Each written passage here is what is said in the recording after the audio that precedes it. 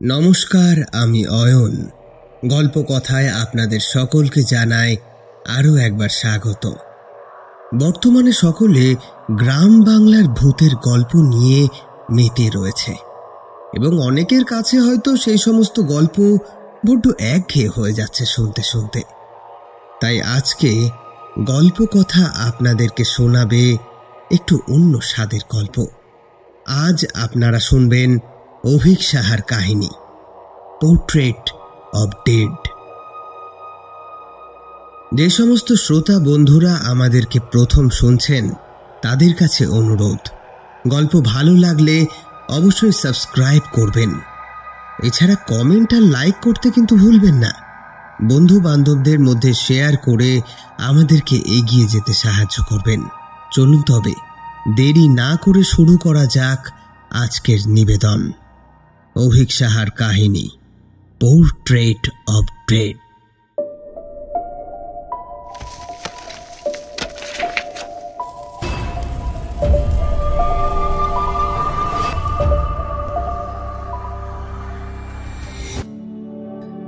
সন 1951।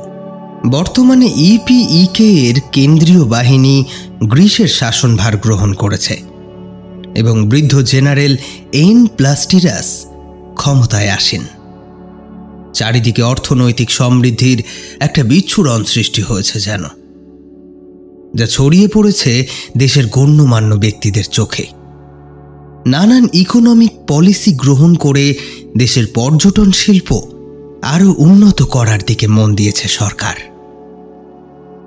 অপরদিকে বাম সংগঠন ইডিএ তারাও কিন্তু নিজেদের কাজ চালিয়ে যাচ্ছে গোপনে। সর্বদাই তারা চেষ্টা করছে কোনোভাবে দেশের শাসনভার নিজেদের দিকে ঘুরিয়ে নিতে। এথেন্সের অ্যাক্রোপলিসে একটি দোতলা বাড়ি নিয়ে থাকে লিওনার্ড ও তার ছোট মেয়ে এথেনা। দেবী এথেনার নাম অনুসারে মেয়ের নাম রেখেছিল সে। মেয়েও হয়েছে যেন দেবীর মতোই। যেমন অপরূপ তার গানের গলা, তেমনি এই অল্প বয়সেই সে এতটাই ট্যালেন্টেড যে তার বাবা মাঝে মধ্যে ভয় পেয়ে যায় মেয়ের কীর্তি দেখে। মা, এত সুন্দর গানের গলা তোর, মনে হয় স্বয়ং অ্যাপোলোর কৃপাধন্য তুই। তোর এই জ্ঞানের ভাণ্ডার দেখে মনে হয় তোর নাম এথেনা দিয়ে খুব একটা ভুল কাজ করিনি আমি। এথেনা হেসে বলে, দোষ বাবা, তুমি যে কি বলো না, উনি হলেন যুদ্ধের দেবী। আমার মধ্যে কি আর অত সাহস আছে? সাহস দেখানোর সময় এলে নিশ্চয় তুইও দেবী এথেনার মতো প্রবল পরাক্রমী হয়ে উঠবি। মনে রাখিস, তোর পূর্বপুরুষের রক্ত তোর শরীরে বইছে।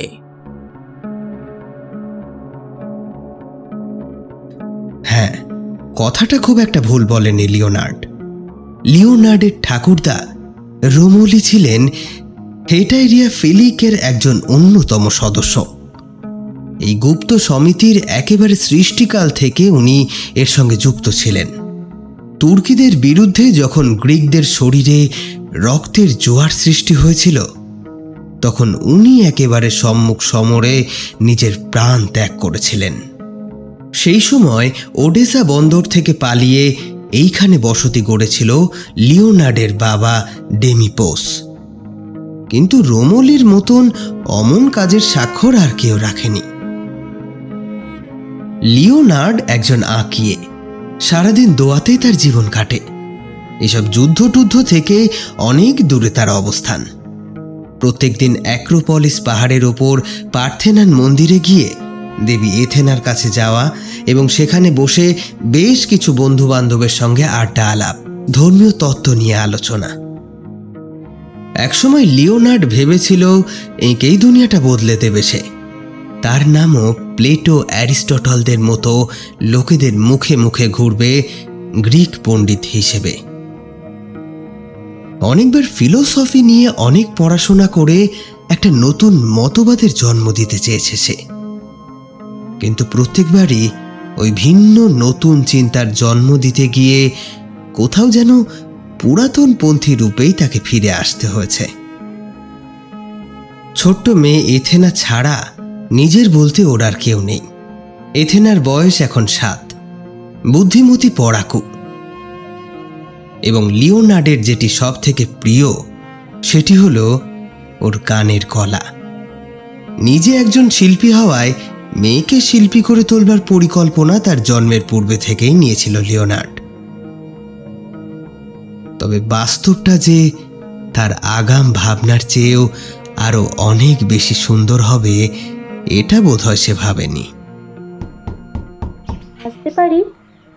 দরজায় টোকা মারতে গিয়ে প্রথমটায় ঘাবড়ে গিয়েছিল মিস লীলা, কারণ ঘরের মধ্যে মেইন ডোর হাট করে খুলে রেখেই চুরুট মুখে গুঁজে আর্মচেয়ারের উপর পা তুলে উল্টে পড়ে আছে লিওনার্ড। ভদ্রমহিলার গলার আওয়াজে তার হুঁশ ফিরল। কে? নমস্কার, আমি লীলা।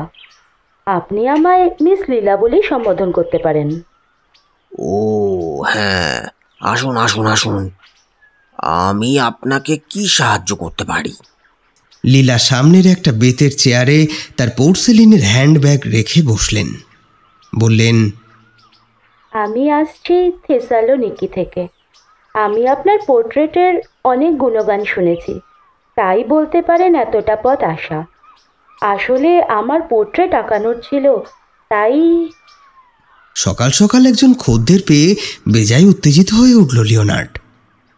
আরে হ্যাঁ হ্যাঁ হ্যাঁ, নিশ্চয়ই নিশ্চয়ই। দাঁড়ান, তার আগে কিছু খাওয়ার ব্যবস্থা করি। না না, আপনি আমার জন্য ব্যস্ত হবেন না, আমি খেয়েই এসেছি।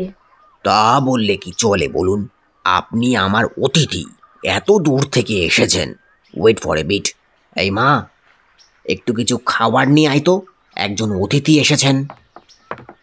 ওপরতলা থেকে কাঠের সিঁড়ি বেয়ে দৌড়ে দৌড়ে নেমে এলো এথেনা। হ্যাঁ বাবা, বলো। যা তো মা, 2 বাটি পুডিং নিয়ে আয়। এই মিস, আমাদের আজকের বিশেষ আয়োজন নেই আর কি, তাই।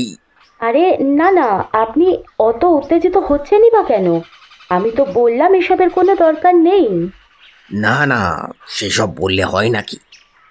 বলে মেয়ের দিকে তাকিয়ে লিওনার্ড দেখল সে স্থির হয়ে দাঁড়িয়ে আছে। এবার সে একটু উচ্চ কণ্ঠে বলল, কিরে যা, দাঁড়িয়ে আছিস কেন? এথেনা বাধ্য মেয়ের মতো কিচেনের দিকে চলে গেল। মিস লীলার ওই অপরূপ সৌন্দর্যের দিকে না তাকিয়ে বেশিক্ষণ বসে থাকা যায় না। তার অমন তীক্ষ্ণ দৃষ্টি, টিকালো নাক, ল্যাভেন্ডারের পারফিউম আর মাঝে মাঝেই উপরের পাটির দাঁত দিয়ে ঠোঁট কামড়ানোর বদ অভ্যেস, সবটা যেন স্যান্টোরিনের সানসেটের চেয়েও অধিক আকর্ষণীয়। কি হলো মিস্টার, আপনি হারিয়ে গেলেন নাকি? একটা মৃদু হাসি ঠোঁটের কোণায় রেখেই কথাটা বলেছিলেন তিনি। আসলে লিওনার্ড এক দৃষ্টেই ভদ্রমহিলার রূপের মায়া সভ্যতায় নিজেকে হারিয়ে ফেলেছিল। তাই এবার একটু স্বাভাবিকতা ফিরিয়ে এনে বলল, না মানে, তো মিস, আপনার কি ধরনের পোর্ট্রেট লাগবে? মৃত ব্যক্তির পোর্ট্রেট, পোর্ট্রেট অফ ডেড। কথাটা শুনেই বুকটা দপ করে উঠল ওর। মৃত ব্যক্তির পোর্ট্রেট? আজ অবধি সে জীবন্ত মানুষের ক্যারিকেচার, পোর্ট্রেট অনেক কিছুই এঁকেছে, কিন্তু মৃত মানুষের পোর্ট্রেট কেউ কেন আঁকবে? ম্যাডাম, আমি আপনার কথাটা না ঠিক বুঝলাম না। পোর্ট্রেট অফ ডেড মানে মৃত ব্যক্তিকে আঁকতে হবে? হ্যাঁ, একদম ঠিকই ধরেছেন। কেন, আপনি কি এই কাজ পারবেন না? মানে মানে করছেন কেন? শুনুন, আপনি এই কাজটা করতে পারলে 25,000 ড্রাকমা পাবেন। কথাটা শুনে আরো চমকিত হলো লিওনার্ড। এই মহিলা বলেন কি? একটা পোর্ট্রেট আঁকার জন্যে 25,000 ড্রাকমা? এই পৃথিবীতে এত দয়ালু মানুষের আবির্ভাব কবে হয়েছিল? এমনিতেই এখন বেশ কয়েকদিন মন্দা যাচ্ছে ওর। তার মধ্যে এই মিস লীলা তো সাক্ষাৎ ঈশ্বরের দূত হয়ে তার সামনে এসেছেন। ম্যাসিডোনিয়ার বড় লোকদের ব্যাপারে সে শুনেছিল বটে, তবে তাদের বড় লোকিপনা যে এতটা দিগন্ত বিস্তৃত সে সম্পর্কে ধারণা ছিল না তার। তবে এখন সে চাক্ষুষ দেখতে পাচ্ছে। অমন হাঁ করে থাকবেন না মিস্টার লিওনার্ড। আপনি আপনার যোগ্য পারিশ্রমিক পাচ্ছেন, এবং আমি জানি আপনি ছাড়া এই এত সুন্দর ডেড পোর্ট্রেট করবার ক্ষমতা আর কারণ নেই। কথাটা বলে যেন একটা পরম বিশ্বাসের আভাস দিলেন তিনি। কিন্তু লিওনার্ডের গোপন রহস্য তো এনার পক্ষে জানা সম্ভব নয়। কিন্তু ওনার মুখ দেখে মনে হচ্ছে উনি সবটা জানেন। ওনার ঠোঁটের কোণে একটা অট্টহাসি খেলা করছে, যা লিওনার্ডের মোটেই ভালো লাগছে না। ইতিমধ্যে ঘরে এসে উপস্থিত হয়েছে এথেনা। তার হাত থেকে দুটো পুডিংয়ের বোল নিয়ে টেবিলে রেখে দিল লিওনার্ড। আর এথেনা কোনো বাক্য ব্যয় না করে আবার ফিরে গেল নিজের ঘরে। তার চোখ মুখ দেখে খুব একটা ভালো লাগলো না লিওনার্ডের।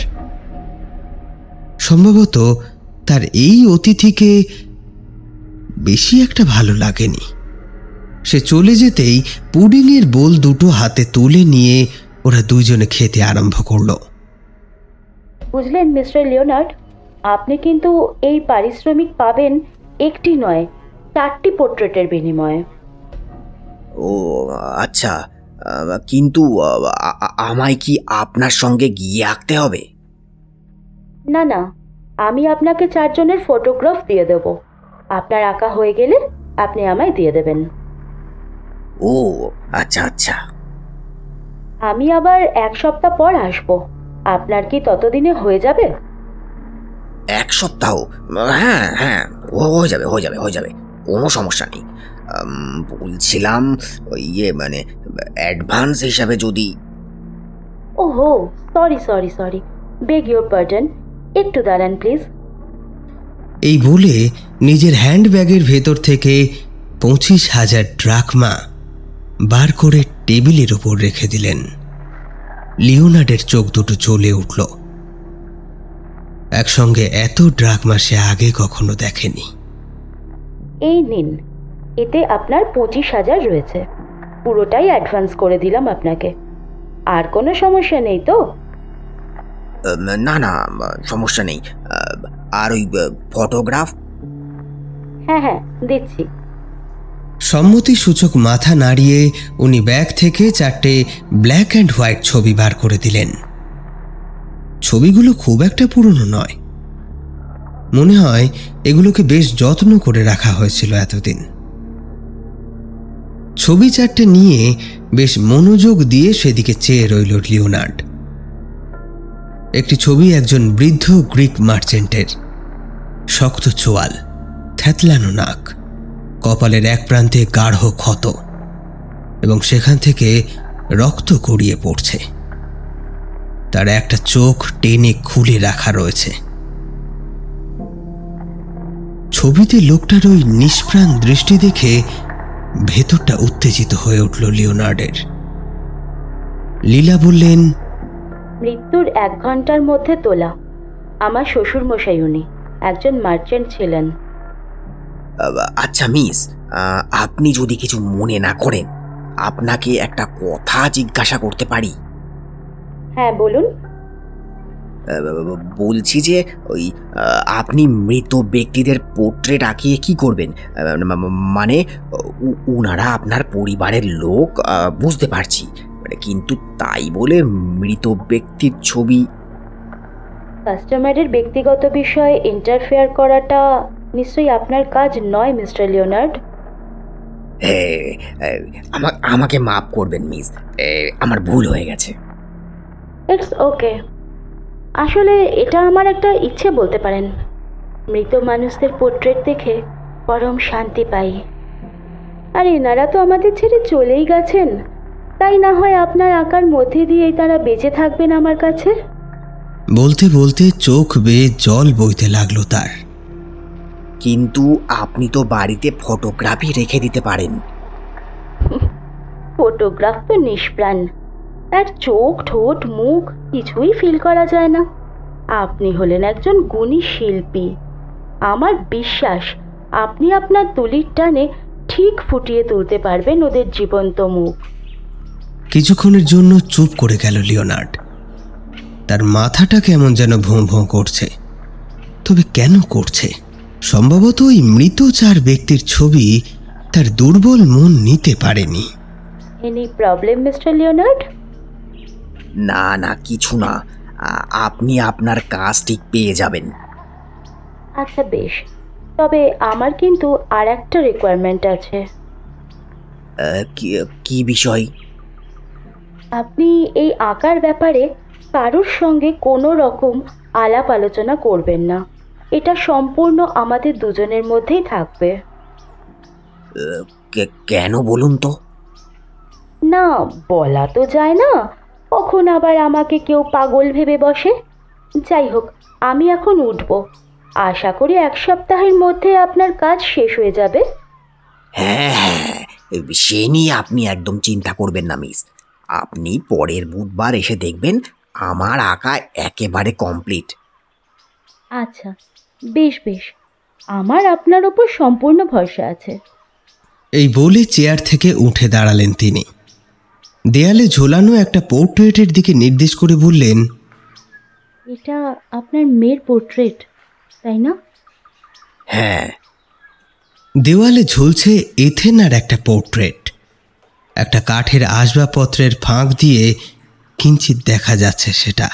লিওনার্ড বলল, তাহলে চলুন আপনাকে এগিয়ে দিই। না না, তার কোনো দরকার নেই। এই যে আমার গাড়ি দাঁড়িয়ে আছে। বাড়ির বাইরেই একটা সিলভার ক্যাডিল্যাক গাড়ি দাঁড়িয়ে আছে। লীলা সেই গাড়িতে চড়ে বসলেন। গুড বাই মাই লেডি, আপনি আপনার কাজ শীঘ্রই পেয়ে যাবেন। এই বলে লীলার হাতের ওপরিভাগে নিজের ঠোঁট ছোঁয়ানোর সৌভাগ্যটুকু পেল লিওনার্ড, এবং সেই সাথে সে নিজের শরীরে একটা উত্তেজনা অনুভব করল বই কি।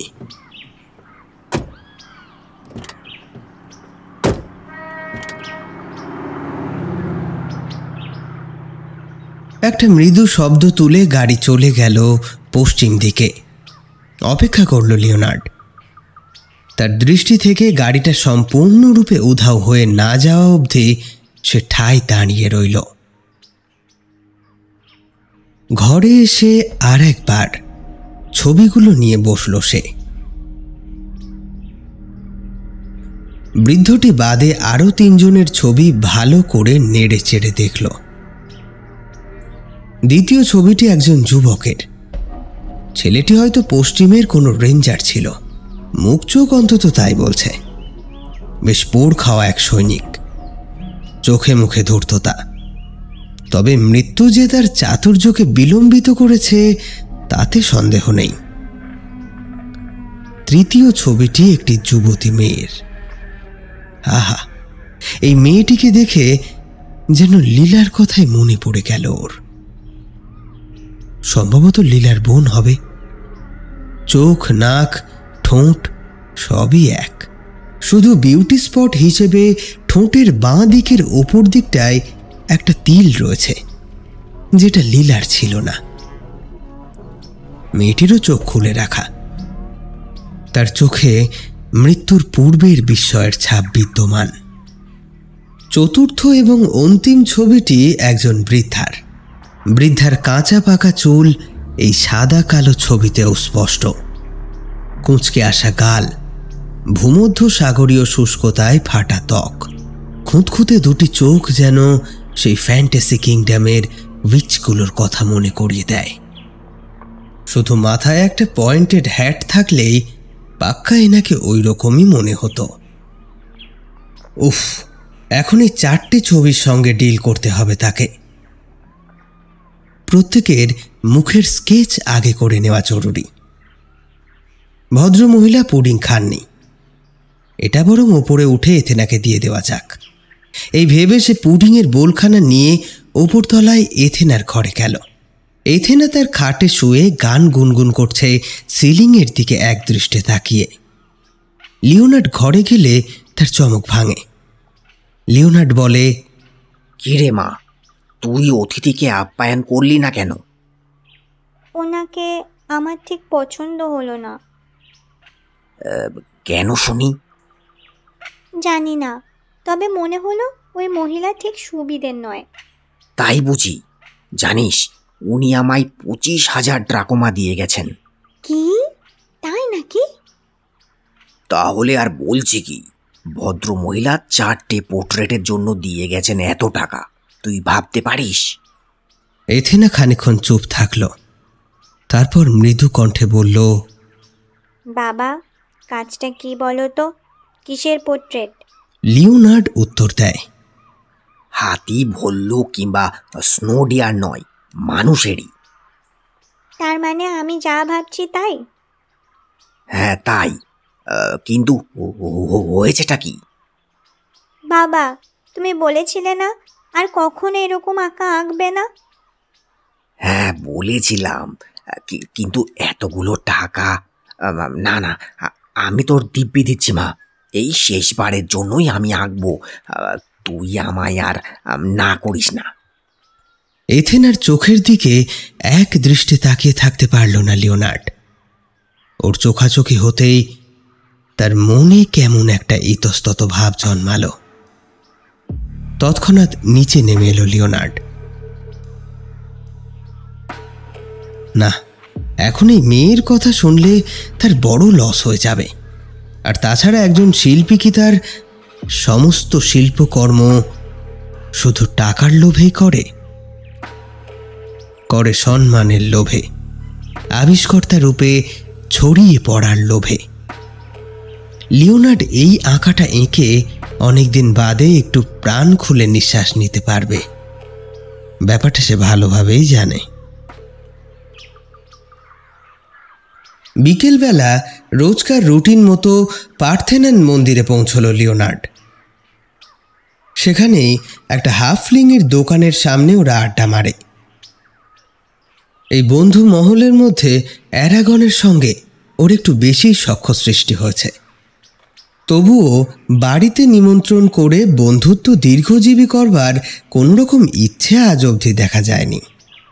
লিওনার্ড ওখানে গিয়ে মাঝে মধ্যেই কিভাবে ওর ঠাকুরদা বাইজেন্টাইন সাম্রাজ্যের পুনঃপ্রতিষ্ঠা করতে ঝাঁপিয়ে পড়েছিল সেসব অতীতের কাহিনী গর্বের সঙ্গে বর্ণনা করে। কেউ কেউ তার আঁকিয়ে সত্তার জন্য ভাবে এই লিওনার্ড স্রেফ তার পরিবার সম্পর্কে গুলবাজি করছে, আবার অনেকে তাকে বিশ্বাসও করে।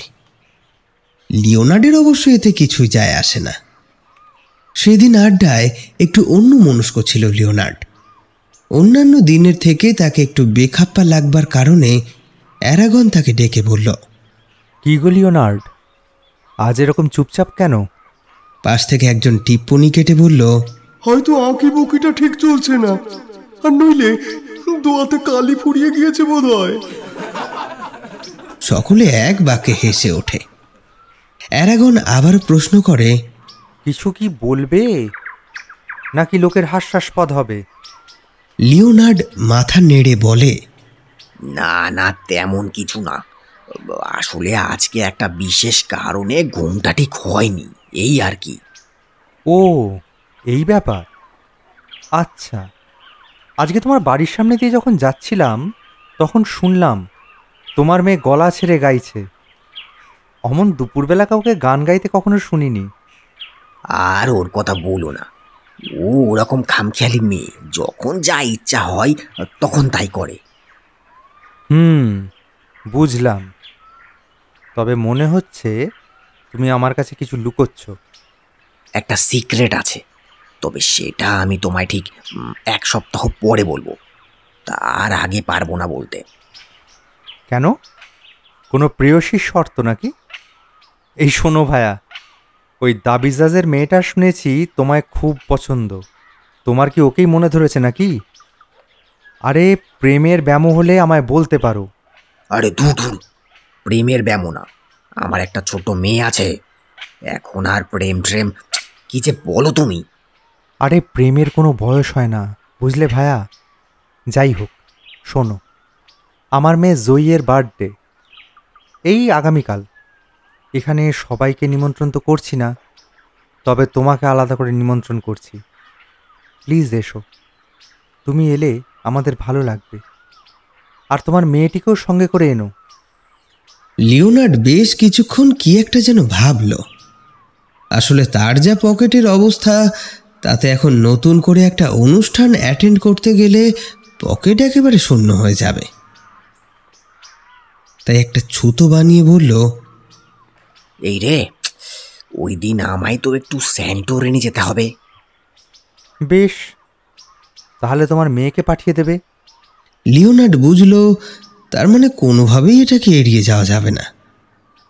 একটা হালকা হাসি হেসে বলল, হ্যাঁ, জানোই তো আমার মেয়ে কেমন ঘরকুনো। আমায় ছাড়া একা একা ও কোনো মতেই যাবে না। আমি না হয় একটা কাজ করব, একবার 10 মিনিটের জন্য দেখা করে আসবো তোমার মেয়ের সাথে। জন্মদিনের শুভেচ্ছা বার্তা জানিয়ে বিদায় নেব। সেদিন অল্পক্ষণ সেখানে কাটিয়ে বাড়ি ফিরে এলো লিওনার্ড। সন্ধেবেলা একটু ফ্লুইড বাজাচ্ছিল এথেনা। বাড়ির দক্ষিণের মস্ত বড় পাইন বনের দিকে তাকিয়ে এক মনে শুনছিল লিওনার্ড। সত্যি মেয়েটা তার খাঁটি জুয়েল। হাতে একটা কমলা লেবু নিয়ে সেটাকে ছাড়াতে ছাড়াতে ফ্লুইডের তালে তালে পেটের ভেতর চালান করছিল সেগুলো। এরপর সন্ধেবেলায় জিউসের নাম স্মরণ করে নিজের কাজ নিয়ে বসল সে। ওদিকে ওপরতলায় পড়তে বসে গেল এথেনা। মন দিয়ে ছবিগুলো নিরীক্ষণ করতে লাগলো লিওনার্ড। ছবিগুলোর মধ্যে একটা অপরূপ সৌন্দর্য এবার যেন সে আবিষ্কার করতে পারল। মৃত মানুষদের পোর্ট্রেট আঁকার একটা মস্ত বড় ফ্যাসিনেশন রয়েছে ওর। আসলে মানুষের মধ্যে অনেক রকম সত্তা কাজ করে। আমাদের প্রত্যেকের মধ্যেই কিছু না কিছু ডার্ক ডিজায়ার থাকে, যেগুলো স্বাভাবিক নয়। আর 5টা সাধারণ মানুষ সেগুলো দেখে নাক সিটকায়। সমাজের চাপে সেটাকে দম বন্ধ করে রাখাটা তো মস্ত বড় অন্যায়। এসব ভাবতে ভাবতেই বেশ আয়েশ করে সরঞ্জাম একেবারে গুছিয়ে নিয়ে বসল লিওনার্ড। ক্যানভাসের বাম দিকে ক্লিপ দিয়ে লাগালো বৃদ্ধ মানুষটির ছবি।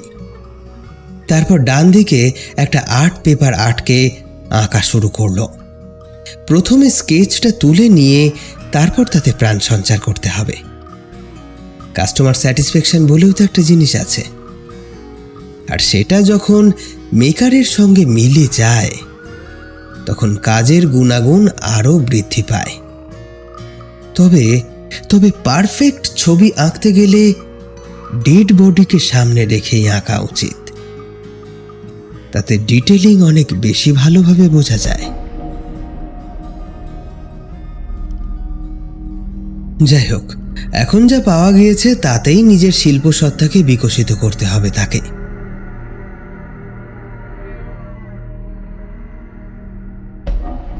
এক মনে ছবি এঁকে চলেছে লিওনার্ড। হঠাৎ চোখটা আঁকতে আঁকতে তার মাথাটা কেমন ভোঁ ভোঁ করে উঠল। এই মুখটা সে আগেও দেখেছে না? হ্যাঁ, এই চোখটা তার মনে পড়ে যাচ্ছে এই চোখ। ছবিটা শেষ করবার আগে হঠাৎ মাথাটা প্রবল যন্ত্রণায় ফেটে পড়ল তার। মেয়েকে ডাকার শক্তিটুকুও পেল না সে। একটা মৃদু গোঙানির শব্দ করে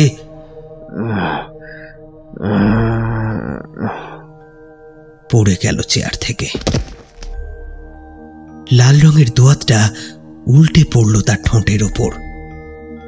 বাবা, ও বাবা, বাবা ওঠো, বাবা শুনতে পাচ্ছ? ও বাবা, বাবা। এথেনার গলার আওয়াজে জ্ঞান ফিরল লিওনার্ডের। চোখের সামনে মেয়ের মুখটা দেখে বুকে বল পেল সে। না রে মা, কিছু হয়নি, তুই একটু ধর তো আমায়। এথেনা ধরলে লিওনার্ড তাকে অবলম্বন করে উঠে দাঁড়ালো। বাবা, তোমার কি হয়েছিল? না রে মা, হয়তো পেশার ফল পড়েছে। যাই হোক, ইস, মুখে কতটা রং লেগে গেল। এই বলে ধীরে ধীরে বাথরুমের দিকে অগ্রসর হলো লিওনার্ড। আয়নার দিকে তাকিয়ে প্রথমে ভয় পেয়ে গেল সে। তার ঠোঁটে এমনভাবে লাল রংটা লেগে রয়েছে যেন এক্ষুনি সে কারো রক্ত পান করে এসে দাঁড়িয়েছে। তৎক্ষণাৎ নিজের মুখটা জল দিয়ে ধুয়ে নিল সে। বাইরে বেরিয়ে আবারও বসল আঁকা নিয়ে। মাঝে মাঝে শিল্পী নিজের সৃষ্ট শিল্পকর্ম দেখে নিজেই ভাবতে থাকেন, এ কি আদেও আমার কাজ? এই মুহূর্তে ঠিক সেই রকমই মনে হলো লিওনার্ডের, কারণ এত নিখুঁত হয়েছে এই ছবিটা যে সে অবাক না হয়ে আর পারছে না। বিশেষত ওই চোখ জোড়া, একেবারে যেন স্বয়ং কবর থেকে বৃদ্ধ মার্চেন্টকে টেনে বের করে কাগজের উপর বসিয়ে দিয়েছে সে। তার মুখের প্রতিটা ভাঁজ অত্যন্ত যত্ন সহকারে পটু হাতে অঙ্কিত হয়েছে। মনটা আনন্দে প্রফুল্ল হয়ে উঠল ওর। এক মনে চেয়ে রইল মার্চেন্টের চোখের দিকে। না, এবার উঠতে হবে। এই ভেবে সে কাজ থেকে সেদিনের মতো উঠে পড়ল। ওপরে এথেনা বোধহয় এতক্ষণে ঘুমিয়ে পড়েছে, তাই তাকে আর বিরক্ত করল না সে। নিচতলার দক্ষিণের ঘরটাই ওর শোয়ার ঘর। সেই ঘরের খাটে উপুর হয়ে শুয়ে খানিকক্ষণ বাদে কখন যেন ঘুমিয়ে পড়ল। ঘুমটা ভাঙল এক অদ্ভুত রকমের প্রতিক্রিয়ায়। হঠাৎ একটা চোখ ভেসে উঠল ওর চোখের সামনে, মার্চেন্টের চোখ।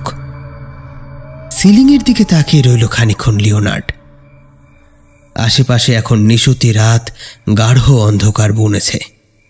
বাড়ির বাইরে দিয়ে কিছু ঝিঁঝির নিস্তরঙ্গ ধ্বনি আর উড়ে যাওয়া কিছু বাদুড়ের ডানা ঝাপটানোর শব্দ শোনা যাচ্ছে।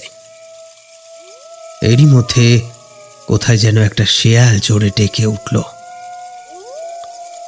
মনটা বড় অস্থির হয়ে উঠল ওর। একটু আড়ামোড়া ভেঙে উঠে বসল লিওনার্ড।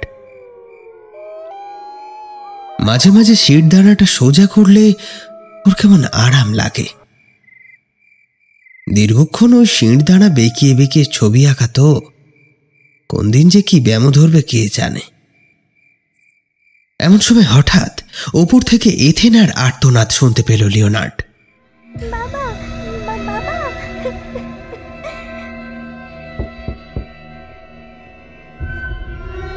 প্রচণ্ড আতঙ্কগ্রস্ত হলে মানুষ যেভাবে ডুকরে কেঁদে উঠে চিৎকার করে, ঠিক সেভাবেই যেন এথেনা চিৎকার করছে দোতলায়। বাবা, বাবা! দুবার ডাকটা শোনার পর ঘর থেকে দ্রুত পায়ে উঠে এলো দোতলায়। মেয়ের ঘরের দরজাটা হাট করে খোলা। ঘরে ঢুকেই দেখল এথেনা ঘরের এক প্রান্তে হাঁটু মুড়ে বসে, মুখ গুঁজে হাঁপাচ্ছে।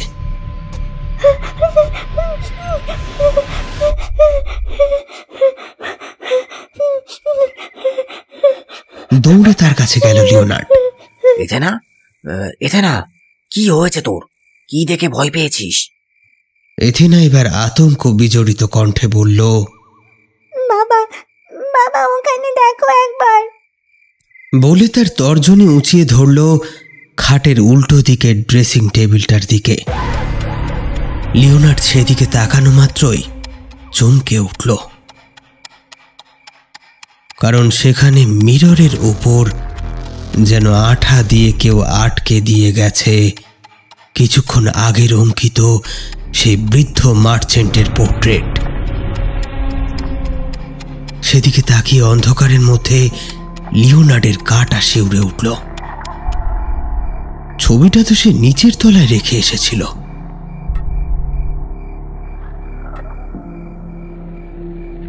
তাহলে এভাবে সিঁড়ি বেয়ে ছবিখানা উপরে উঠে এলো কিভাবে? না না, যুক্তিবিদ্যা দিয়ে এর ব্যাখ্যা করা সম্ভব নয়। লিওনার্ড ঘরের আলো জ্বালল, সঙ্গে সঙ্গে দেখল আয়নায় আটকানো ছবিটা পড়ে গেল মাটিতে। এবার এগিয়ে গিয়ে সেটাকে হাতে তুলে নিল লিওনার্ড। এবারে আরো ভালো করে দেখতে ছবিটাতে একটা পরিবর্তন লক্ষ্য করল সে যখন এঁকেছিল তখন তো মার্চেন্টের ঠোঁটটা এতটা প্রসারিত ছিল না। তাহলে মার্চেন্টকে এখন এতটা হাসি খুশি দেখাচ্ছে কেন?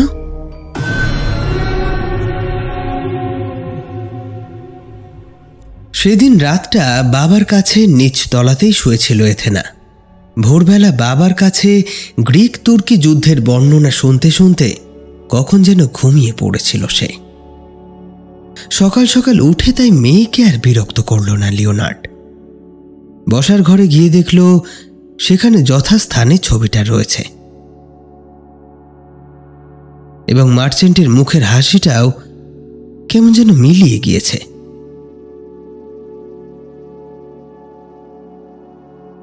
সে যেমনটা এঁকেছিল তেমনটাই তো আছে এখন। তবে কি গতকাল রাতে ওটা ওর চোখের ভুল ছিল? লিওনার্ড একজন আদ্যপান্ত আর্টিস্ট। দোতলায় একটা সুন্দর স্কাল্পচার করে মেয়ের ঘরে রেখে দিয়েছে সে। একেবারে মেয়ের আদলে বানানো সেটা। এছাড়াও লিওনার্ড নানা ধরনের ক্রাফটিংয়ের জিনিসপত্র বানায়। তার সেই সমস্ত আর্ট সামগ্রীর মধ্যে যা কিছু ছিল তার অনেক কিছুই বিক্রি বাটা করে দিয়েছে সে। হোমারের ইলিয়ড নিয়ে বসেছিল সে সকালে। যখনই সময় পায় এই বইটা পড়ে সে।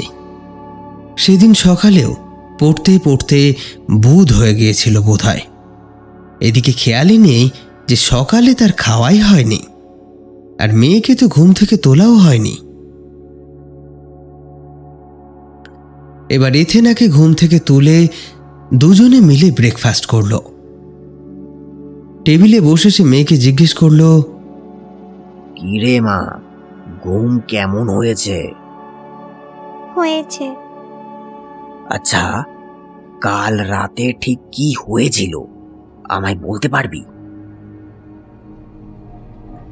সে দেখল এথেনার মুখটা কেমন যেন ছোট্ট হয়ে গেল। এথেনা তার কুঞ্চিত মুখে নিচু গলায় বলল, কাল রাতে আমি তো ঘুমিয়ে পড়েছিলাম। হঠাৎ দেখি আমার পা, না না পা ধরে না, আমার পায়ের আঙুলগুলো কেউ যেন চুষছে। হ্যাঁ বাবা, কেউ যেন আমার পায়ের আঙুলগুলো খুব মন দিয়ে চো চো করে চুষছে। কথাটা শুনে লোম খাড়া হয়ে গেল লিওনার্ডের। একবার ঢোক গিলে সে বলল, তারপর? তারপর আমি হালকা চোখ খুলেই দেখি কেউ নেই, শুধু আমার একেবারে চোখে সোজাসুজি ওই ওই ছবিটা। এই বলে কেঁদে উঠল এথেনা। তার সমস্ত সাহস কালকের ওই অপার্থিব আকার আক্রমণে একেবারে নুইয়ে পড়েছে।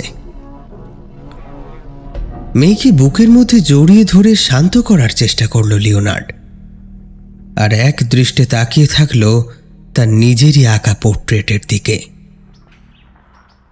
বেলা আর একটু গড়াতেই সুন্দর জামা কাপড় পরে অ্যারাগনের বাড়ির দিকে রওনা দিল। মেয়ে এথেনা আবারও বসে পড়ল তার সেই বই খাতার সরঞ্জাম নিয়ে। এথেনা খুব ভয় পেয়ে আছে। লিওনার্ড তাই তাকে বলে দিয়েছে কোনোভাবেই যেন সে নিচের তলায় না নামে,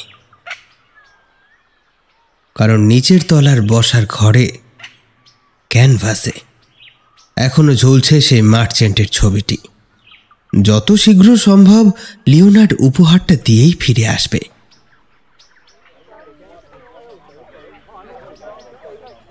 অ্যারাগনের বাড়ি আজ সুন্দর সুন্দর বোগেনভেলিয়া লিলি অর্কিড দিয়ে সেজে উঠেছে। ওর ছোট্ট মেয়ে জয়ী একেবারে রাজকন্যার মতো সেজেছে। অসংখ্য অতিথি নিজেদের আশীর্বাদ আর উপহার নিয়ে বেশ শোরগোল ফেলে দিয়েছে ইতিমধ্যেই। এত লোকের মধ্যে একটু যেন অস্বস্তি লাগে লিওনার্ডের। সে একটু ফাঁকা স্থান খুঁজে বেড লিফের উইড স্মোক করতে লাগলো। কি হে লিওনার্ড, তোমার মেয়েকে আনলে না যে? পেছন থেকে এসে কাঁধে হাত রেখে বলল অ্যারাগন। না, আসলে কাল বললামই তো, আর আমার একটু তাড়া আছে বুঝলে। আর এই চারিদিকে এত শোরগোলের মধ্যে আমি বিশেষ থাকতেও পারি না। বেশ বেশ, অন্তত আমার মেয়েকে আশীর্বাদ করে কিছু মুখে দিয়ে যাও। হ্যাঁ হ্যাঁ, সেই জন্যই তো এসেছি। তা তোমার রাজকন্যাটি কই? এসো। এই বলে পথ দেখিয়ে সামনে সামনে চলল অ্যারাগন। লিওনার্ড নিজের সঙ্গে করে নিয়ে এসেছে একটি পেন্ডেন্ট। সেটাই উপহার দিয়ে জয়ের জন্য প্রার্থনা করল ঈশ্বরের কাছে। অপরদিকে যখন লিওনার্ড ঘর থেকে বেরিয়েছে, তখনই যে ওর চোখের আড়ালে আর একজন উঁকি দিচ্ছিল ওর বাড়িতে, সেটা ঘুণাক্ষরেও টের পায়নি সে। লিওনার্ড বেরোতেই মুখে কালো কাপড় জড়ানো ব্যক্তিটি ঢুকে পড়ল তার বাগানে। লিওনার্ড বেরিয়েছে নিশ্চয়ই কোনো ইভেন্ট অ্যাটেন্ড করতে, অর্থাৎ এটাই সুযোগ, এখনই সবটা করে ফেলতে হবে।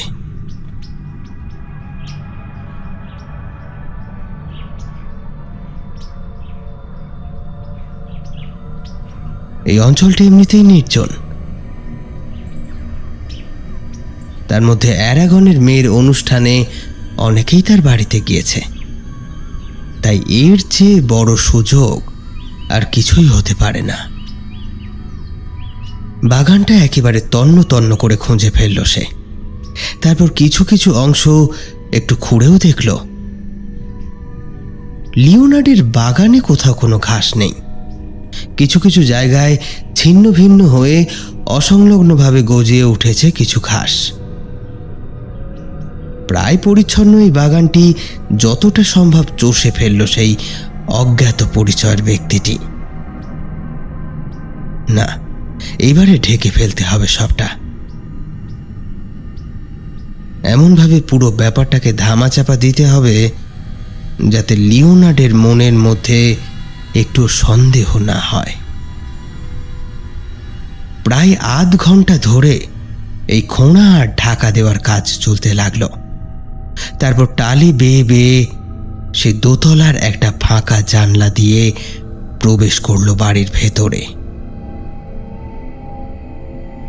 দোতলার করিডোরে গিয়ে পড়ল সেই জানলা বেয়ে। তারপর ধীরে ধীরে সিঁড়ি বেয়ে নিচে নেমে এলো। লিওনার্ডের আঁকার সরঞ্জাম, তার ট্রাঙ্ক, তার যাবতীয় জিনিসপত্র সে উল্টে পাল্টে দেখতে লাগলো। ও ট্রাঙ্ক থেকে মিলল কিছু পুরনো ডায়েরি আর ধুলো মাখা কবিতার কাগজ। লিওনার্ড জোয়ান বয়সে কবিতা টবিতা লিখতে ভালোবাসত। না, এসব দিয়ে আর কি হবে? একটাও জরুরি তথ্য পাওয়া যাচ্ছে না কেন? এইসব ভাবতে ভাবতে আগন্তুক ব্যক্তিটির হাতে উঠে এলো কয়েকটা জিনিস। ট্রাঙ্কের একেবারে শেষের দিকে পাওয়া গেল 2-4টে পারফিউমের শিশি, একটা হেয়ার কম্ব, একটা বন্ধ হয়ে যাওয়া ঘড়ি। এই শেষের জিনিসটা দেখে ডুকরে কেঁদে উঠল অজ্ঞাত ব্যক্তিটি। একটা দীর্ঘশ্বাস ফেলে আবারও যেখানকার জিনিস সেখানে গুছিয়ে রেখে দিল। হঠাৎ সে শুনতে পেল বাইরে থেকে কার যেন পদশব্দ ধীরে ধীরে এগিয়ে আসছে। জানলার একটা কোণ থেকে উঁকি মেরে সে দেখল সর্বনাশ, লিওনার্ড গেটের সামনে এসে পৌঁছে গিয়েছে। এই রে, এত তাড়াতাড়ি অতিথির ঘর থেকে ফিরে আসলো কেন সে? এমনটা তো হওয়ার কথা নয়। এখনো লিওনার্ডের আঁকার ব্যাগটা গোছানো বাকি ছিল। কোনো মতে জিনিসগুলোকে ঢুকিয়ে দিয়ে দোতলায় উঠে জানলায় পৌঁছে গেল সে। অপরদিকে লিওনার্ড পকেট থেকে চাবি বের করে দরজা খুলে প্রবেশ করল নিজের বাড়িতে। ব্যাস, ঠিক সেই মুহূর্তেই আগন্তুক জানলা টপকে লাফ দিয়ে নামলো একতলার সানসেটে। তারপর ধীরে ধীরে নেমে এলো মাটিতে। মাটিতে পড়তেই সঙ্গে সঙ্গে ঝোপের আড়ালে মিলিয়ে গেল সে। আর তারপর লিওনার্ডের অধিকৃত জমি থেকে একেবারে উধাও। লিওনার্ড বসার ঘরের আলো জ্বালতেই একটু অবাক হয়ে গেল। তার আঁকার সরঞ্জামের ব্যাগটা টেবিলের উপরেই রেখে বেরিয়েছিল সে, কিন্তু এখন জিনিসটা আর সেখানে নেই, বরং তার ঠাঁই হয়েছে ক্যানভাসের পাশের চেয়ারটাই। হঠাৎ করে কি মনে হতেই একবার বাইরের দিকে তাকালো সে। না, সবটাই তো পরিষ্কার, কেউ কোথাও নেই। সিঁড়ি দিয়ে দোতলায় উঠতেই বিষয়টা বুঝতে পারল। করিডোরের জানলা খোলা, সেখান থেকে বাড়ির ভেতরে প্রবেশ করেছে জোরালো সূর্যরশ্মি। বেশ রাগান্বিত হয়েই এবার সে মেয়ের দরজায় করাঘাত করল। এথেনা, এথেনা, এই এথেনা, দরজাটা খোল এথেনা। কিরে, কথা কানে যাচ্ছে না? বেশ খানিকক্ষণ দরজা ধাক্কানোর পর ভেতর থেকে মেয়ের ঘুম জড়ানো কণ্ঠে উত্তর এলো, হ্যাঁ আসছি। মেয়ে দরজা খুলতেই তার দিকে ধেয়ে গেল লিওনার্ড। গম্ভীর কণ্ঠে বলল, বাড়িতে থাকিস কিসের জন্যে? পড়ে পড়ে ঘুমানোর জন্যে?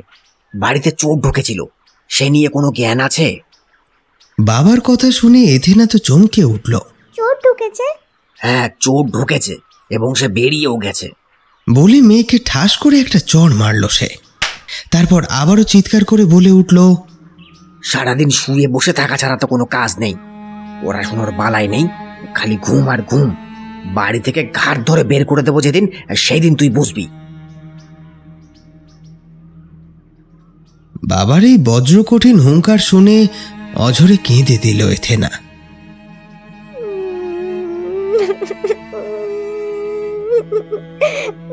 ভুল হয়ে গেছে বাবা, প্রমিস করছি আর কোনোদিনও এমনটা হবে না। মুখে প্রবল দুঃখ প্রকাশ করলেও এথেনার মনে হলো বাবাকে তাকে কেবলমাত্র বাড়ির দারোয়ান হিসেবে বহাল করেছে। আদেও বাবার সমস্ত ভালোবাসা কি সত্যি? না হলে এভাবে চড় মারার মতো ঘটনা তো আগে কখনো ঘটেনি। কি হয়েছে বাবার ইদানিং? সে আলতো স্বরে বলল, বাবা, আমার মনে হয় তুমি ওই আঁকাটা বন্ধ করে দাও, ওটাই সব কিছুর পেছনে আছে। কি? কতগুলো টাকা ছেড়ে দেব? আমার আঁকা ছেড়ে দেব? এত বড় সাহস তোর? দাঁড়া তুই, আজ তোকে এই ঘরে বন্ধ করে রাখবো। সারাদিন কিছু খাওয়া দাওয়া ভাবি না। সাহসটা বড্ড বেড়েছে না তোমার? দেখ শেখ, প্যারাগনের মেয়ে যেইকে দেখে শেখ কিছু। ওরকম নম্র ভদ্র মেয়ে হতে পারবি জীবনেও? মাথাটা নিচু হয়ে গেল এথেনার। যে বাবা দিন রাত তার প্রশংসায় মেতে থাকত, তার হঠাৎ কি হলো যে এমনভাবে ক্রমাগত বকে চলেছে? না, ব্যাপারটা ঠিক সুবিধের লাগছে না। প্রচণ্ড জোরে দরজা বন্ধ করে দিয়ে বেরিয়ে গেল লিওনার্ড। দরজার ওপারে এথেনা কাঁদতে থাকলো চড়ে চড়ে। বাবা, বাবা খুলে দাও দরজাটা, আমি আর কোনোদিনও ভুল করব না। খুলে দাও, আমার বড্ড ভয় লাগছে। না, এখন কঠোর হতে হবে তাকে। মেয়ের মিষ্টি গলায় করলে চলবে না। আদর দিয়ে যেভাবে বাঁদর করে তুলেছে, তাতে ঘাড় থেকে নামানো বড্ড কঠিন। নিচতলায় নেমে এসে আবারও নিজের আঁকার জিনিসপত্র আর সেই বাকি 3টে ছবি বার করল লিওনার্ড। এই 3টে ছবি আঁকতে তার সময় লাগবে, আরও ডিটেলড এফেক্ট দিতে হবে। রেঞ্জার ছেলেটির মুখে একটা সিগার চলছে। আর পোড় খাওয়া এই সৈনিকের কপালের ভাঁজগুলো সুস্পষ্ট করে না ফুটিয়ে তুললে 25,000 ড্রাকমার অপমান করা হবে না? তাই সে তখন থেকে বসে সারা রাত ধরে ওই একটি ছবি ঘষে মেজে চলল। তবুও ছবি আঁকা আর শেষ হলো না। মনটা তার পরিতৃপ্ত হচ্ছে না। ঘড়ির দিকে তাকিয়ে দেখল রাত 1টা বাজে। এবার হঠাৎ করে পেটে যেন খিদে অনুভব করল সে। মনে পড়ল দোতলায় মেয়েটা সেই দুপুর থেকে না খেয়ে আছে। না, যতই হোক বাবা তো। দৌড়ে গিয়ে দরজা খুলে ফেলল সে। মেয়ে খাটে বসে কাঁদছে, কেঁদেই চলেছে অঝরে।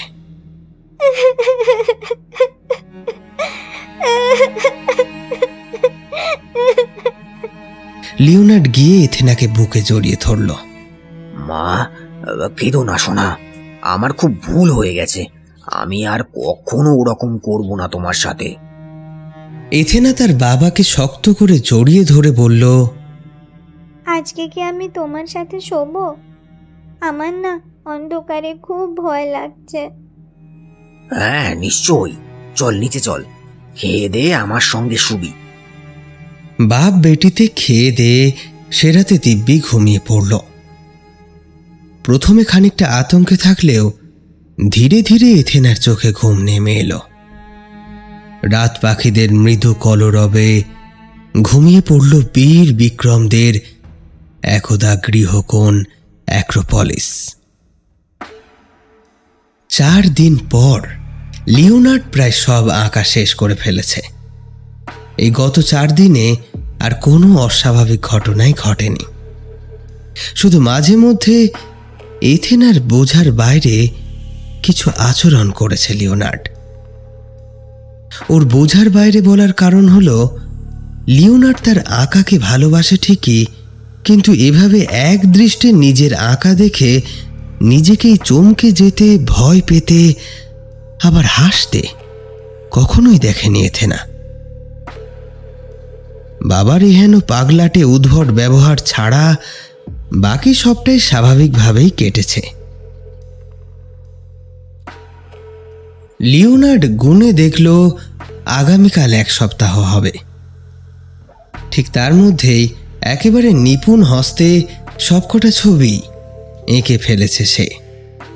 মনটা যেন তার আনন্দে ভরে উঠল। মেয়েকে যে কথা দিয়েছে অতগুলো টাকা পেলে সুন্দর পুতুল আর দামি বাঁশি কিনে এনে দেবে। মেয়ের বাঁশি বাজানো এক মনে বসে শোনে সে। আহা, সাক্ষাৎ যেন ধন্বন্তরী তার কন্যা। রাতের ডিনার শেষ করে এথেনা তার দোতলার ঘরে শুতে চলে গেল। না, এখন এই কয়দিনে আর কোনো ভৌতিক উপদ্রব না হওয়ায় তার মন থেকে ভয় নামক বস্তুটা কার্যত উবেই গিয়েছে। লিওনার্ড বসার ঘরের ক্যানভাসে 4টি পোর্ট্রেট হ্যাং করে রেখে নিজের ঘরে এসে শুয়ে পড়ল। বাতি নিভিয়ে চোখ বুজে রইল সে। কিন্তু আগামীকালের উত্তেজনার কথা ভেবে কিছুতেই যেন ঘুম আসছে না তার। আজকে অমাবস্যা, রাতের আকাশে চাঁদের কোনো অংশই নেই। এমনতর দিনে যে কেন এই উপগ্রহটিকে পৃথিবী অস্বীকার করে চলে তা বোঝে না লিওনার্ড।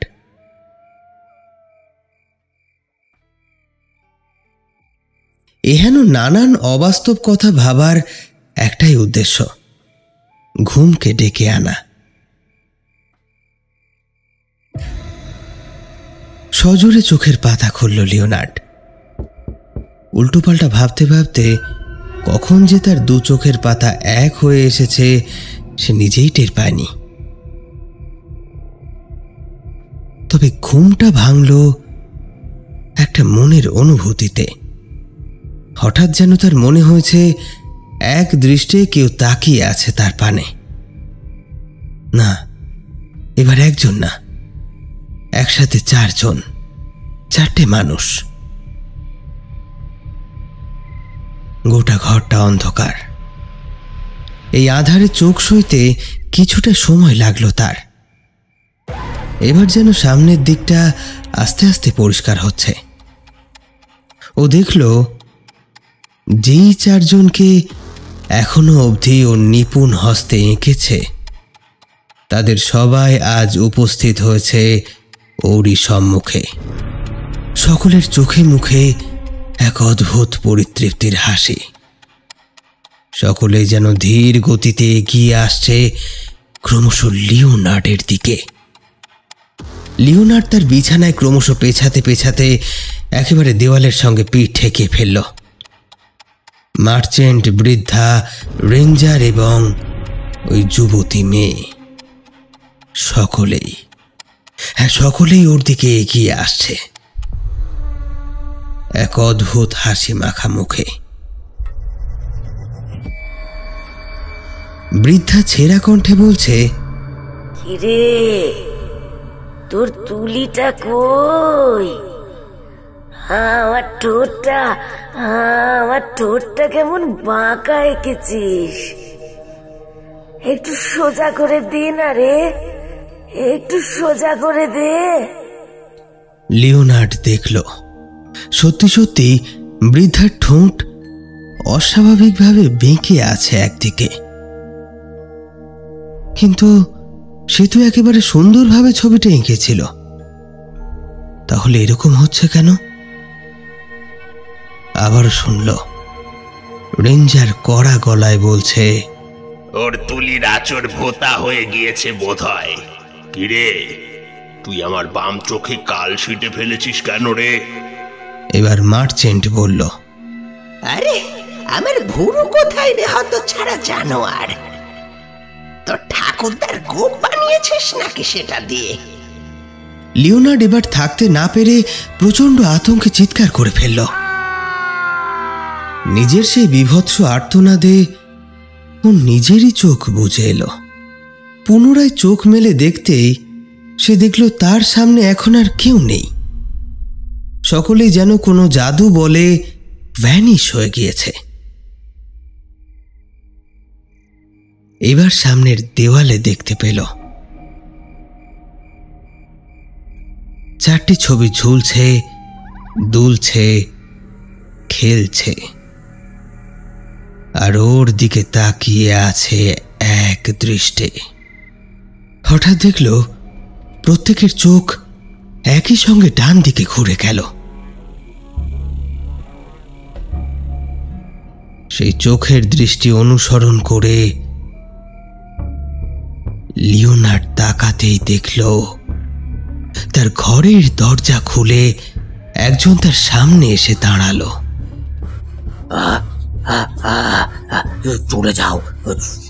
চলে যাও, আমি কোনো ক্ষতি করিনি। বাবা, কি হয়েছে বাবা? তাকিয়ে দেখো। মুখ তুলে চেয়ে দেখল তার মেয়ে এথেনা এসে দাঁড়িয়েছে তার সামনে। মেয়েকে আষ্টে পিষ্টে জড়িয়ে ধরল সে। মা, তুই এসেছিস? মারে, কি ভয় পেয়েছিলাম। ওই ছবিগুলো। এই বলে সামনের দিকে পয়েন্ট করতে এসে দেখল সেখানে ছবির কোনো অংশই দেখা যাচ্ছে না। বাবা, তুমি ভুল দেখেছো, নইলে একটা নাইটমেয়ার এসেছিল তোমার। না রে মা, এমনটা হতে পারে না, আমি স্পষ্ট দেখলাম। দেখো বাইরে গিয়ে, এখনো তো তোমার ক্যানভাসে রয়েছে ওই ছবিগুলো। লিওনার্ড দৌড়ে বসার ঘরে গিয়ে দেখল তাই ঠিক বটে, সেখানে এখনো দিব্যি রয়েছে সেই ছবিগুলো। পুনরায় হতভম্ব হয়ে যখন সে নিজের ঘরে যেতে যাবে, ঠিক তখনই দোতলা থেকে ভেসে এলো এথেনার আর্তনাদ, বাবা বাবা। লিওনার্ড কিছুক্ষণের জন্য নড়তে পারল না। তাহলে ওর ঘরে একটু আগে যে এসেছিল সে কে? এথেনা তো দিব্যি তার ঘরে রয়েছে। এথেনার পরিবর্তে ওটা কে এসেছিল ওর ঘরে? দিকবিদিক শূন্য হয়ে দোতলায় ছুটে এসে সে সজোরে দরজা খুলে তাকিয়ে দেখল এথেনা বিছানার উপর নেই। ঘরের প্রতিটা কোণে তাকিয়েও দেখতে পেল না তাকে। এই গাঢ় অন্ধকারে খানিকটা চোখ সইতেই হঠাৎ সিলিংয়ের দিকে চোখ গেল তার। লিওনার্ড দেখল এথেনা সিলিংয়ের সঙ্গে পিঠ আটকে তাকিয়ে রয়েছে মণিহীন চোখে। ওর ঠোঁটের কোণ দিয়ে নির্গত লাল চাপ চাপ রক্ত দেখে মাথা ঘুরে গেল লিওনার্ডের। জ্ঞান হারানোর আগে একবার মুখে উচ্চারিত হলো, এথেনা। পরদিন সকালে ওর জ্ঞান ফিরল দরজায় সজোরে কড়াঘাতের শব্দে। মাটি থেকে উঠে লিওনার্ড বুঝল ওর কপালের একদিক থেকে রক্ত বেরোচ্ছে। এ কি, ও এথেনার ঘরে কিভাবে এলো? আর এথেনাই বা কই? এবার ওর মনে পড়ে গেল গত রাতের সমস্ত ঘটনাগুলি। সিলিংয়ে উল্টো হয়ে ঝুলে থাকা এথেনার সেই বিভৎস মুখটা মনে পড়ে গেল তার। দরজায় এখন জোরে জোরে শব্দ হচ্ছে। লিওনার্ড নিচে এসে দরজা খুলে দেখল মিস লীলা এসে উপস্থিত হয়েছেন। ওর এইরকম অবস্থা দেখে লীলা বললেন, মিস্টার লিওনার্ড, আপনি ঠিক আছেন তো? মহিলার ঠোঁটের কোণায় যেন একটা অট্ট হাসি লক্ষ্য করল লিওনার্ড। তাকে ঘরে ঢুকে বসতে অনুরোধ করল সে। মিস লীলা প্রচণ্ড গোছালো একজন মহিলা। নিজের ব্যাগটা তাই টেবিলের ওপর রেখে চেয়ারে বসে বললেন, বাহ, এক্সেলেন্ট পিস অফ আর্ট। আপনার আঁকার সত্যি কোনো জবাব নেই। লিওনার্ড চাইলেও যেন খুশি হতে পারল না। সে চুপচাপ বসে পড়ল অপর দিকের চেয়ারে। মৃদু কণ্ঠে বলল, কে আপনি? লীলা একটু অবাক হলেন। বললেন, মানে আপনি এর মধ্যে আমায় ভুলে গেছেন? না, ভুলে যায়নি, তবে আপনি একটা জিনিস ভুলে গেছেন। ওই আপনার ঠোঁটের বাঁ দিকের তিলটার উপর মেকআপ করতে ভুলে গেছেন আপনি। তৃতীয় ছবিটা আপনারই ছিল না?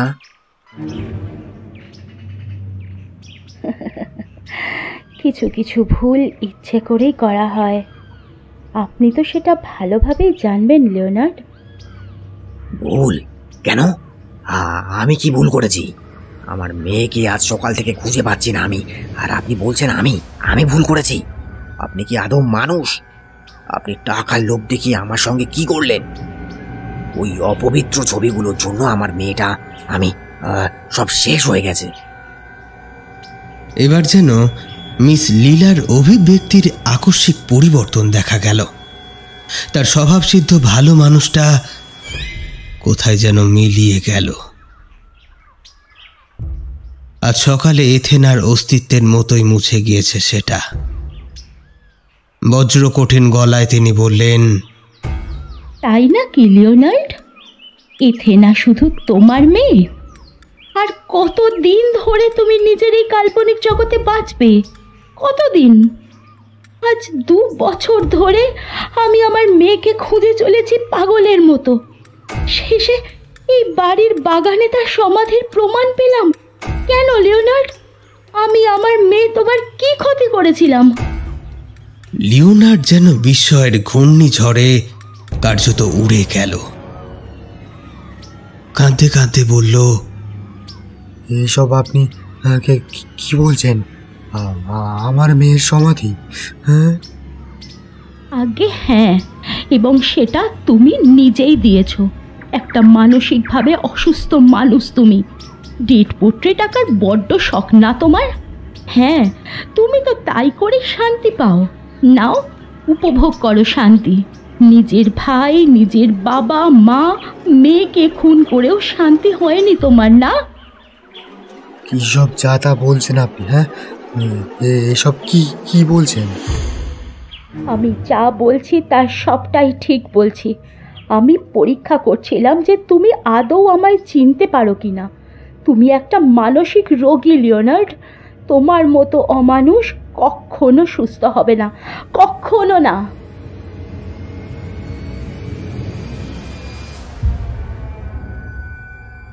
লিওনার্ডোর চেয়ার আঁকড়ে বসে রইল, কান্নায় ভেঙে পড়েছে ও। এখন ওর মনে পড়ছে সবকিছু। এই লীলা তো ওর স্ত্রী। এবার চিনতে পারছে সে। হ্যাঁ, ওর মেয়ে এথেনার কথা মনে পড়ছে। আহা, কি মিষ্টি মুখটায় না ছিল তার। গানের গলার মাধুরীতে মন ভরে যেত লিওনার্ডের। কিন্তু সেদিন কি যে ভূত চাপল ওর মাথায় কে জানে। কেন যে নিজের মেয়েটাকে খুন করে তারও ছবি এঁকেছিল সে, তা সত্যি জানে না লিওনার্ড। হায় রে এথেনা। লিওনার্ডের স্ত্রী লীলা এবার আড়াল থেকে বার করে আনলো এথেনার ছবি। চিৎকার করে বলল, এই যে ওর মৃত্যুকালীন ছবি। শয়তান, পিশাচ, নরকের কীট, কৃষ্ণসাগরের সেই ঝড়ে তুই মরে গেলে আজ কতগুলো মানুষ বেঁচে যেত। কি করব আমি, কি করব? আমি একজন আর্টিস্ট। আমার কাছে আর্ট সবার আগে, আর্টের আগে কেউ নেই, কেউ না।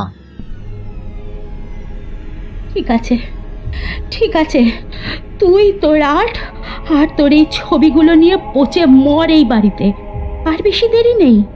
লোকজনের থেকে যেভাবে তুই সবকিছু লুকিয়ে রেখেছিলিস তার সবটাই বেরিয়ে পড়বে কিছুক্ষণের মধ্যেই। এই বলেই যেন হঠাৎ উধাও হয়ে গেল লীলা। ধীরে ধীরে দোতলায় উঠে লিওনার্ড মেয়ের ভাস্কর্যটার দিকে তাকিয়ে কাঁদতে থাকলো।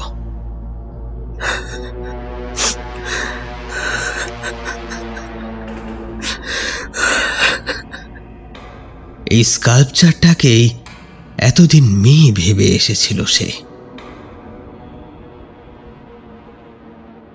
হাতে তুলে নিল ওর ফ্লুইডটা, তারপর সেটা ধীরে ধীরে বাজাতে শুরু করল।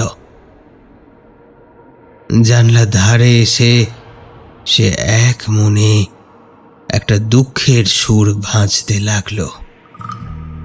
নিচে অ্যারাগন সমেত আরো কিছু লোক এগিয়ে আসছে। এই বাঁশির সুরটা এতদিন এথেনার বলেই জানত সকলে, তবে আজ তারা লিওনার্ডকে দেখে চমকে উঠল। লিওনার্ড হাসি মুখে বাঁশিটি রেখে দিল তার বিছানায়। তারপর জানলার কাছে ঘুষি মেরে একটা কাঁচের টুকরো নিজের হাতে তুলে নিল। নিচে দাঁড়িয়ে অ্যারাগন বুঝতে পারল একটা সাংঘাতিক কিছু ঘটতে চলেছে খুব শীঘ্রই। অ্যারাগন চিৎকার করে বলল, এই লিওনার্ড, শোনো, ওইটা রেখে দাও, আমরা এক্ষুনি আসছি তোমার কাছে। লিওনার্ড কোনো উত্তর দিল না। ঠিক এই সময় পিছনে একটা স্পর্শ অনুভব করল। দেখল ওর প্রাণাধিক প্রিয়া এথেনা এসে দাঁড়িয়েছে। এথেনা বাবাকে একটা চুমু দিল গলায়। লিওনার্ড হাসি মুখে গলার ঠিক ওই অংশে চালিয়ে দিল হাতের কাঁচের টুকরোটা।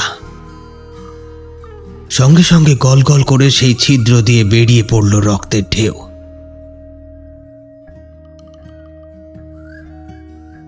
ওর চোখে ভেসে উঠল এথেনা হাতে বাঁশি তুলে নিয়েছে। বাবা, বাঁশি শুনবে? লিওনার্ড চেরা গলায় বলল, হ্যাঁ মা, শোনা। এথেনার বাঁশির সুরের মধ্যে নিজেকে ভাসিয়ে দিল লিওনার্ড। আহা, এমন পরিতৃপ্তির মধ্যে মরেও যে শান্তি। কিন্তু একটাই আফসোস, তার এই ডেড ফেসটার ছবি কেউ আঁকবে না।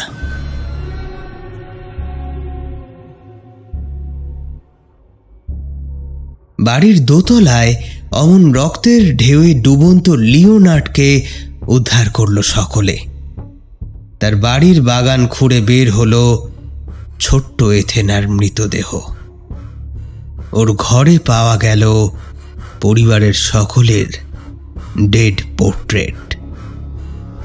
শুধু ওর নিজের ছাড়া ওর বড় ভাই কেভিন, বাবা ডেমি পোজ, মা লুসি, স্ত্রী লীলা এবং সবচেয়ে শেষে মেয়ে এথেনা।